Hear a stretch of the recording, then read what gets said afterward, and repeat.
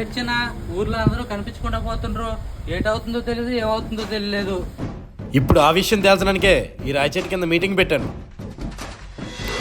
మన ఊర్లో మనుషులు కనబడకుండా పోవడానికి గల కారణం మరెవరో కాదు, మనతో తిరుగుతూ అడవిలో పని చేసుకుంటున్న ఆ రుద్రయ్య దీనికి కారణం. ఒకరోజు రాత్రి చిన్న పని మీద అడవిలోకి వెళ్ళాను. సరే ఉండు, మా ఆయన వచ్చే టైం అయింది, నేను వెళ్ళిపోతాను ఇంటికి. ఏంటి రాతలో ఎప్పుడు కూడా మోజు తీరకుండానే వెళ్ళిపోతానంటావు, చిరాగ్గా. నా మీద మోజున్నవాడివైతే నన్ను ఎప్పుడో పెళ్లి చేసుకునేవాడివి, ఇలా సెటప్ ఉంచుకునేవాడివి కాదు.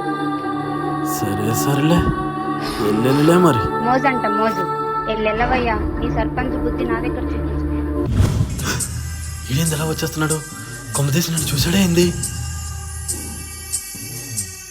ఈడికి ఇప్పుడు కనిపించకూడదురా బాబోయ్, పొరపాటుని ఈడికి కంట పడ్డానా ఈడు ఊరంతా